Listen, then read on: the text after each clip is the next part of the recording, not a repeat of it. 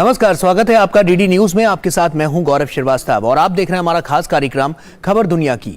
खबर दुनिया की में आज की कड़ी में बात होगी चीन की सियासत में हुए बड़े उलटफेर की, काला सागर अनाज समझौते में आए नए मोड़ की, जलवायु परिवर्तन से दुनिया भर में मौसम की मार की, सूडान में सेना और पैरामिलिट्री आरएसएफ के बीच जारी संघर्ष की और इंडोनेशिया के गाँव में कैसे पानी पानी हुई जिंदगी की। साथ ही इसके अलावा होगा और बहुत कुछ, लेकिन सबसे पहले नजर हेडलाइंस पर। पिछले एक महीने से सार्वजनिक कार्यक्रमों से लापता रहे चीन के विदेश मंत्री किन गांग की हुई छुट्टी, पद से हटाए जाने की नहीं बताई गई कोई वजह। वांग ई को फिर मिली विदेश मंत्रालय की जिम्मेदारी।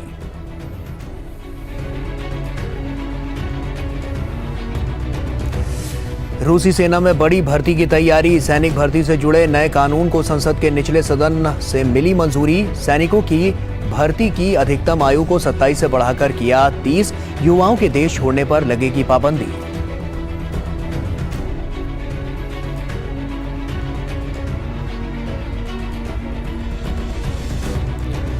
रूस ने संयुक्त राष्ट्र प्रमुख की अनाज समझौते में लौटने की अपील को किया खारिज। रूसी शर्तों को पूरा किए बिना फिर से समझौते शामिल होना संभव नहीं। ब्रिटेन ने रूस द्वारा काला सागर में नागरिक जहाजों पर हमले शुरू किए जाने की जताई आशंका।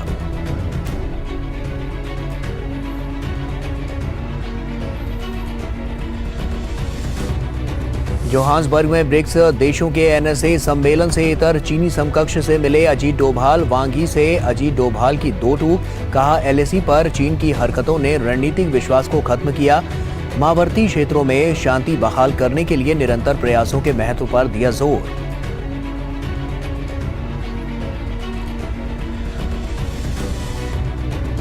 अर्थव्यवस्था के मोर्चे पर अच्छी खबर, 2023 के लिए वैश्विक आर्थिक वृद्धि को बढ़ाया अनुमान। लगातार चुनौतियों का भी जिक्र, 6.6% की विकास दर से भारत 2023 में भी रहेगा दुनिया की सबसे तेजी से बढ़ती अर्थव्यवस्था।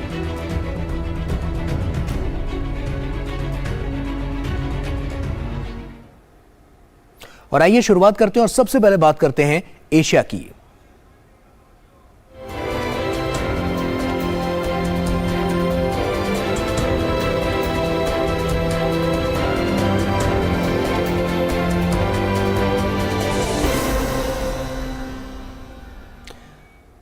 चीन की सियासत में नया उलटफेर देखने को मिला है। दरअसल चीन के विदेश मंत्री किंग गैंग को एक महीने तक लोगों की नजरों में न आने के बाद और गैर मौजूदगी दर्ज कराने के बाद पद से हटा दिया गया है और वहीं एक सत्र बुलाकर वांग ई को विदेश मंत्री नियुक्त करने के लिए मतदान किया गया।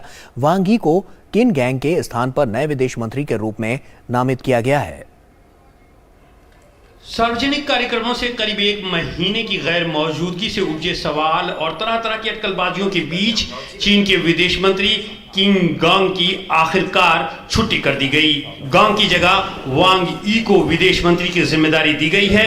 वो पहले भी ये पद संभाल चुके हैं। चीन की शीर्ष विधायिका ने मंगलवार को गांग की जगह वांग ई को विदेश मंत्री बनाए जाने पर मोहर लगाई। रिपोर्ट के मुताबिक राष्ट्रपति शी जिनपिंग ने फैसले के आदेश पर हस्ताक्षर कर दिए हैं। चीनी कम्युनिस्ट पार्टी प्रणाली के तहत विदेश नीति एक उच्च स्तरीय अधिकारी द्वारा तैयार की जाती है। इसके बाद विदेश मंत्री इसे लागू करता है। गांग को पिछले साल दिसंबर में चीन का विदेश मंत्री नियुक्त किया गया था। उनके जाने से कई हफ्तों की उलझन खत्म तो हो गई है, लेकिन कई सवालों का जवाब मिलना अब भी बाकी है। चीन ने अभी तक ये नहीं बताया है कि किंग गांग को उनके पद से क्यों हटाया गया है। शुरुआत में चीन की तरफ से दावा किया गया था कि किंग गांग की तबीयत खराब है, लेकिन इसके बाद चीनी विदेश मंत्रालय ने कोई जानकारी देने से इनकार कर दिया। सोमवार को चीन के विदेश मंत्रालय की प्रवक्ता से सार्वजनिक कार्यक्रमों से दूर चल रहे गांग को लेकर जब सवाल पूछा गया तो उन्होंने कहा कि उनकी गैर मौजूदगी से मंत्रालय के कामकाज पर कोई फर्क नहीं पड़ रहा है। आपने देखा होगा कि चीन के सभी राजनयिक कार्य सुचारू रूप से प्रगति कर रहे हैं। गांग जब इंडोनेशिया में आयोजित आसियान के विदेश मंत्रियों के बैठक में नहीं पहुंचे तो स्वास्थ्य ठीक न होने का कारण बताया गया था, लेकिन फिर कोई ठोस जानकारी उपलब्ध न होने के कारण अटकलबाजियों का दौर शुरू हो गया। 4 जुलाई को यूरोपीय संघ के विदेश नीति प्रमुख जोसेफ बोरेल के साथ उनकी बैठक तय थी, लेकिन इसे बिना कोई कारण बताए रद्द कर दिया गया, जिससे अफवाहों को और हवा मिली। कई लोगों का कहना है कि गांग एक महिला पत्रकार के साथ विवाहेतर संबंध होने के कारण काफी समय से लापता है। वहीं कई लोगों का दावा है कि गांग की लोकप्रियता उनकी ही दुश्मन बन गई है।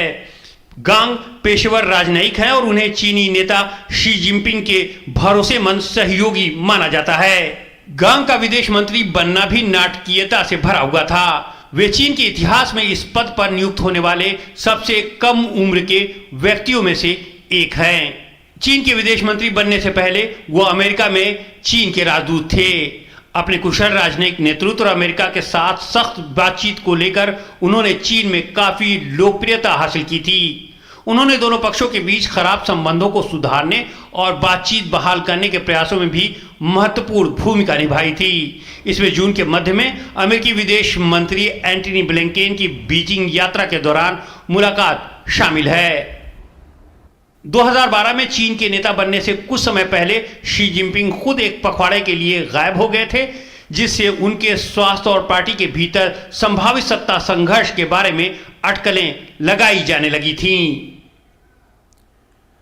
और वहीं ईरान की नौसेना ने मंगलवार को अबू मेहदी क्रूज मिसाइल बनाने का दावा किया है। एक ट्रक से अबू मेहदी क्रूज मिसाइल को लॉन्च करते हुए भी दिखाया गया। ईरान के नौसेना कमांडर सरदार अलीरेजा तांगसिरी ने कहा है कि ये क्रूज मिसाइल देश के दुश्मनों को हमारे तट से दूर रखने का काम करेगा। अबू मेहदी क्रूज मिसाइल कम ऊंचाई पर उड़ान भर सकता है। युद्ध के दौरान इस्तेमाल होने वाले इलेक्ट्रॉनिक्स और रडार का पता लगाना इसकी खासियत है। इसके निर्माण में सॉफ्टवेयर डिजाइन में आर्टिफिशियल इंटेलिजेंस का भी उपयोग किया गया है। और अब बात यूरोप की।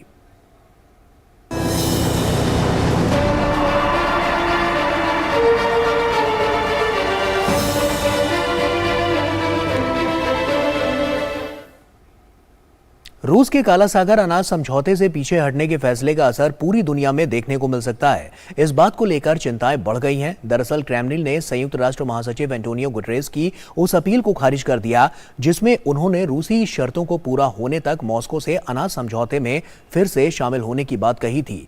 ऐसे में आने वाला समय कैसा होगा, इसको लेकर संशय बना हुआ है। क्रेमलिन ने संयुक्त राष्ट्र महासचिव एंटोनियो गुटेरेस की उस अपील को खारिज कर दिया है जिसमें उन्होंने रूसी शर्तों को पूरा होने तक मॉस्को से अनाज समझौते में फिर से शामिल होने की बात कही थी। क्रेमलिन ने कहा कि समझौते में रूसी हितों को लागू नहीं किया जा रहा है, लिहाजा मॉस्को के लिए अनाज समझौते में लौटना फिलहाल संभव नहीं है। हालांकि क्रेमलिन के प्रवक्ता दिमित्री पेस्कोव ने कहा कि राष्ट्रपति व्लादिमीर पुतिन स्पष्ट कर चुके हैं कि अगर रूस केंद्रित हिस्से का सम्मान किया जाता है तो समझौते को पुनर्जीवित किया जा सकता है। पेस्कोव ने कहा कि रूस के लिए सप्ताह के अंत में रूस अफ्रीका शिखर सम्मेलन में अनाज आपूर्ति पर चर्चा करना महत्वपूर्ण होगा। दुर्भाग्य से फिलहाल काला सागर अनाज समझौते पर लौटना असंभव है क्योंकि यह काम नहीं कर रहा है। वास्तव में इसे लागू नहीं किया गया था, इसीलिए यह असंभव है। सोमवार को मॉस्को पर हुए ड्रोन हमले के एक दिन बाद रूस ने कीव पर फिर कहर बरपाया है।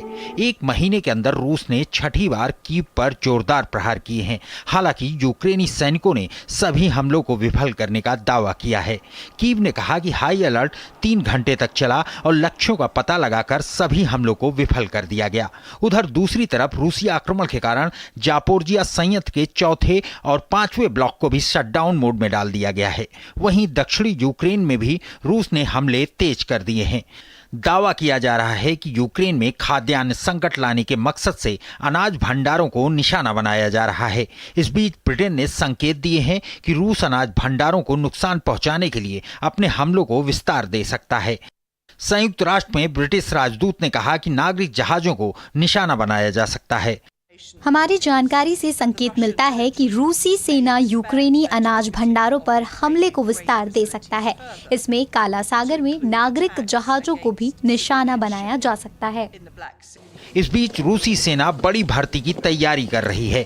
इसी कारण देश की संसद के निचले सदन स्टेट ड्यूमा ने सेना में सेवा से जुड़े कानून को मंजूरी दे दी है। सदन में सेना भर्ती की अधिकतम आयु 27 से बढ़ाकर 30 वर्ष करने के लिए मतदान हुआ। नया कानून 1 जनवरी से लागू होगा। इस कानून का मतलब है कि सेना में 18 से 27 के बजाय 30 साल में शामिल हुआ जा सकेगा। इसमें प्रावधान है कि सेना में बुलाए गए किसी भी व्यक्ति को देश से बाहर जाने की मंजूरी नहीं होगी। इसे सेना में अनिवार्य भर्ती योजना का हिस्सा माना जा रहा है। दरअसल रूस के राष्ट्रपति व्लादिमीर पुतिन ने सितंबर में घोषणा की थी कि सेना में लगभग 3 लाख और सैनिकों की भर्ती की जाएगी। इसी के बाद रूस से पलायन बढ़ गया। खासकर युवा तेजी से अन्य देशों की ओर जाने लगे थे। नए कानून ने रूसियों की चिंता बढ़ा दी है कि यूक्रेन युद्ध के लिए उन्हें सेना में जबरन भर्ती किया जा सकता है। हालांकि इस कानून को उच्च सदन को मंजूरी की जरूरत है। हालांकि सरकार ने साफ किया है कि यूक्रेन में लड़ने के लिए और अधिक पुरुषों को जुटाने की कोई योजना नहीं है। मुझे लगता है कि बहुत से स्कूली स्नातक इस रकम से आकर्षित होंगे, क्योंकि आज बहुत से परिवारों के लिए इसके अलावा और कोई संभावना नहीं है। इस बीच यूक्रेन के प्रधानमंत्री ने कहा कि कीव को यूरोपीय संघ से मैक्रो वित्तीय सहायता के तहत 1.5 बिलियन यूरो प्राप्त हुआ है। उन्होंने कहा कि सहयोगियों से मिली सहायता यूक्रेनियों को आवश्यक सेवाएं प्रदान करने, बुनियादी ढांचे को बहाल करने और यूरोपीय संघ में शामिल होने की राह पर सुधार जारी रखने में मदद मिलेगी। और जलवायु परिवर्तन का कहर दुनिया भर में देखने को मिल रहा है, जिसके कारण दुनिया भर में मौसम तेजी से बदल रहे हैं। ग्रीस, इटली, अल्जीरिया जंगलों में लगी भीषण आग से जूझ रहे हैं। ग्रीस में तो स्थिति सबसे ज्यादा खराब है। ग्रीस के प्रधानमंत्री क्रियाकोस मित्सोताकिस ने तो इसे युद्ध जैसी स्थिति करार कर दिया है। ग्रीस के एविया द्वीप पर आग बुझाने के दौरान विमान दुर्घटनाग्रस्त हो जाने के कारण वायुसेना के 2 पायलटों की मौत हो गई है। उन्होंने कहा है कि तापमान में वृद्धि को देखते हुए फंसे लोगों को आग से बाहर निकालने का काम अगले दिन और दिनों के लिए बहुत चुनौती भरा और कठिन होने वाला है। वहीं फिलीपींस, पाकिस्तान, अफगानिस्तान बाढ़ और बारिश की मार झेल रहे हैं। उधर ऑस्ट्रेलिया में तेज बारिश के बाद हालात खराब हो गए हैं। जंगलों में लगी भीषण आग, बाढ़, हीटवेव और तूफान। दुनिया भर में मौसम का मिजाज तेजी से बदल रहा है। दुनिया में कहीं लोग भीषण गर्मी से परेशान हैं, तो कई हिस्सों में जंगलों में लगी आग ने भीषण तबाही मचा रखी है। बाढ़ और बारिश के कारण कई देशों में संकट की स्थिति उत्पन्न हो गई है। ग्रीस, इटली और अल्जीरिया के जंगलों में भीषण आग लगी हुई है। ग्रीस के रोड्स द्वीप में हालात बेहद खराब हैं। जंगलों में लगी आग ने सब कुछ तबाह कर दिया है। प्रशासन अन्य उपायों समेत हेलीकॉप्टर से पानी का छिड़काव की मदद से आग बुझाने का प्रयास कर रहा है। इसके कारण 20,000 लोगों और पर्यटकों को भी रोड से पलायन करना पड़ा है। अल्जीरिया के जंगलों में लगी आग में 34 लोगों की मौत हो गई। आग बुझाने की कोशिश में 10 सैनिकों की भी मौत हुई। 8,000 लोगों को विभिन्न प्रांतों में आग बुझाने के काम में लगाया गया है। आग की लपटों को नियंत्रित करने के लिए 500 ट्रकों और हेलीकॉप्टरों को तैनात किया गया है। इटली के जंगलों में लगी भीषण आग और तूफान के कारण सिसिली में पालेर्मो एयरपोर्ट को मंगलवार को बंद करना पड़ा। तूफान की चपेट में 2 लोगों की मौत हो गई।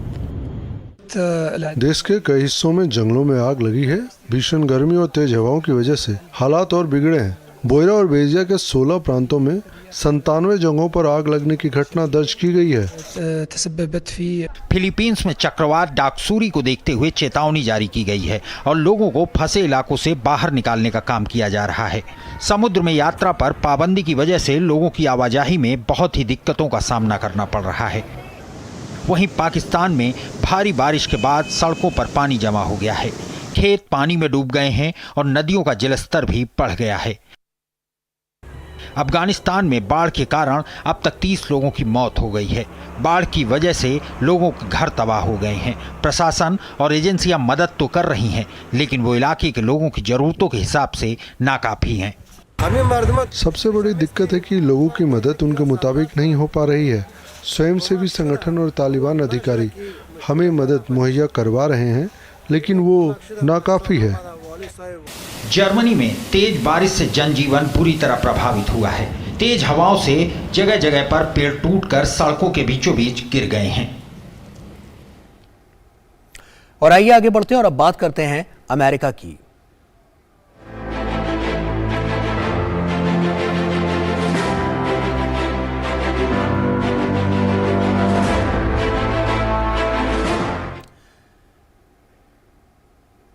जुलाई माह में जारी आईएमएफ की ताजा वैश्विक आर्थिक आउटलुक रिपोर्ट जारी की गई है।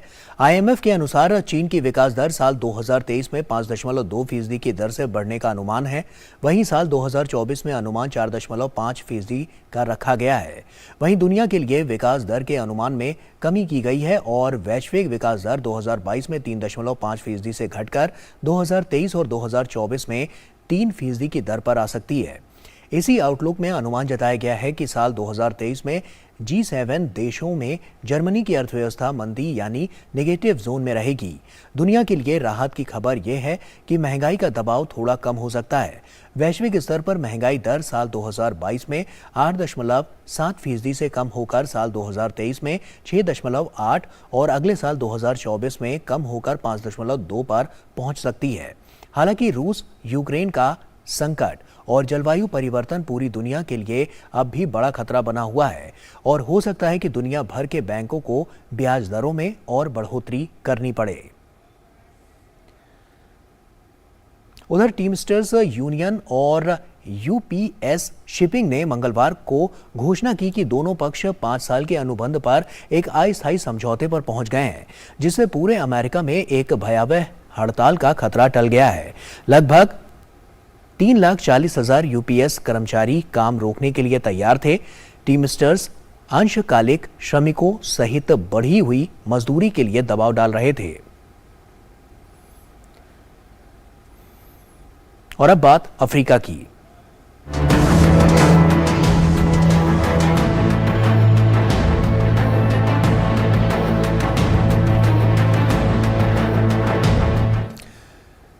दक्षिण अफ्रीका में ब्रिक्स देशों के राष्ट्रीय सुरक्षा सलाहकार की बैठक चल रही है। भारत के सुरक्षा सलाहकार अजीत डोभाल भी शिरकत करने पहुंचे हैं।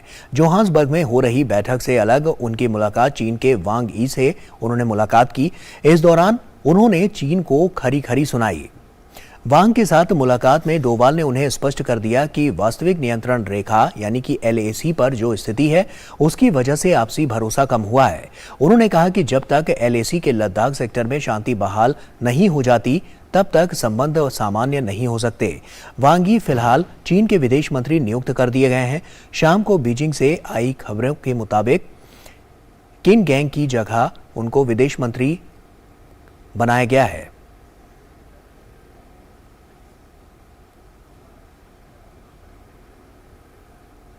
और सूडान की सेना के बीच अप्रैल 2023 से सत्ता को लेकर संघर्ष से आम लोगों की जिंदगी सबसे ज्यादा प्रभावित हुई है। देश भुखमरी की चपेट में है।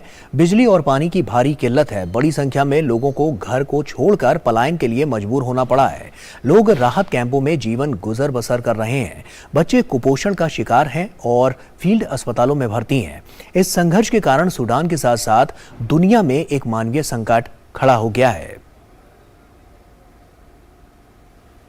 सूडान में सेना और पैरामिलिट्री RSF के बीच संघर्ष जारी है। RSF और सूडान की सेना के बीच अप्रैल 2023 से सत्ता को लेकर संघर्ष जारी है। इस संघर्ष में सबसे ज्यादा नुकसान आम जनता को हुआ है। देश में भुखमरी जैसे हालात हैं। बड़ी संख्या में बच्चे कुपोषण की चपेट में हैं। ऐसे बच्चों के इलाज के लिए सूडान की सीमा पर चाड से नजदीक एड्रे में एक फील्ड अस्पताल बनाया गया है। इस अस्पताल में कुपोषण पीड़ित बच्चों का इलाज कराया जा रहा है। बच्चों में कुपोषण की स्थिति गंभीर है। यहाँ भर्ती होने वाले 200 बच्चों में से 80% बच्चे कुपोषण के शिकार हैं। हमारे पास 100-200 मरीज हैं। उनमें से 80% कुपोषण से पीड़ित हैं। पहले ये 35 या 40 बिस्तरों वाला एक अस्पताल हुआ करता था। शरणार्थियों की संख्या में तेजी से वृद्धि हुई है। 2 सप्ताह पहले रोगियों की संख्या 300 तक पहुंच गई थी। इसके लिए हम कुछ दिनों से टीकाकरण पर ध्यान दे रहे हैं और अब संख्या में काफी कमी आई है। सूडान के हिंसाग्रस्त इलाकों से आए लोगों का चाड के फील्ड अस्पताल में इलाज कराया जा रहा है। अस्पतालों में भर्ती लोग अभी भी डरे हुए हैं और अपने साथ हुई घटनाओं को याद करके सहम उठते हैं। मैंने अपने परिवार को मेरे पीछे चलने के लिए कहा। RSF के सैनिकों ने बीच सड़क में मेरे बच्चे को पकड़ लिया और उसे कार से कुचल डाला। मेरी बेटी के साथ भी उन्होंने ऐसा ही किया। मेरी बेटी को यहाँ लाने के लिए मैं ईश्वर का शुक्रिया अदा करता हूँ। जब हम घर में बैठे हुए थे तो अचानक से वहाँ पर एक बम गिरा। मेरी दोनों बेटियों की उसमें मौत हो गई।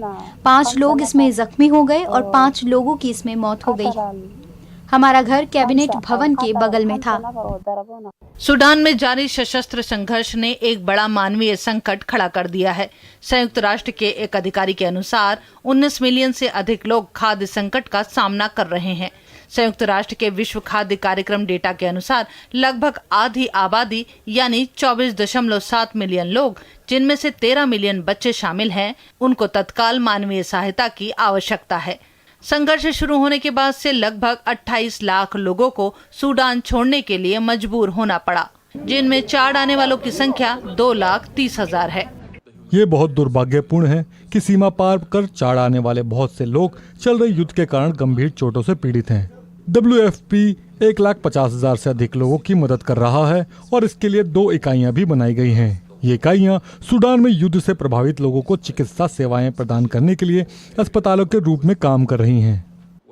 सूडान में हिंसा प्रभावित इलाकों में बिजली और पानी की कटौती के कारण दोनों की भारी किल्लत है और भीषण गर्मी ने लोगों की परेशानी बढ़ा दी है। लोग ट्रैक्टरों में पंपों की मदद से पानी भर रहे हैं। सूडान के बंदरगाह पहले से ही बुनियादी सुविधाओं की मार झेल रहे हैं और अब बढ़ते शरणार्थियों की संख्या ने स्थिति को और गंभीर कर दिया है। और अब बात विश्व संस्कृति की।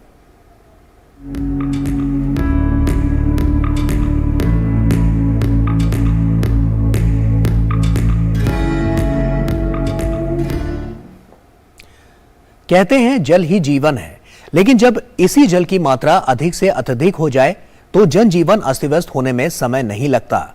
कुछ ऐसा ही हाल इंडोनेशिया के जावा प्रांत के एक तटीय गांव टिम्बुलस्लोको का है, जहां घरों को निगलता पानी मानो अब यहां को लोगों की नियति बन चुका है। वहीं हालात से जद्दोजहद करते यहां के निवासी खुद को स्थिति के अनुकूल ढालकर जिंदगी को समेटने की कोशिश कर रहे हैं। क्या है वहां के हालात, आइए देखते हैं। पानी में डूबते घर। इंडोनेशिया के जावा प्रांत का एक तटीय गांव टिम्बुलस्लोको को निगलता पानी, जैसे अब इसकी यही नियति बन चुका है। हालात से जद्दोजहद करते यहाँ के निवासी खुद को स्थिति के अनुकूल ढालकर जिंदगी को समेटने की कोशिश कर रहे हैं, लेकिन सवाल यही है कि कब तक, जिसका वाजिब जवाब शायद ही किसी के पास हो।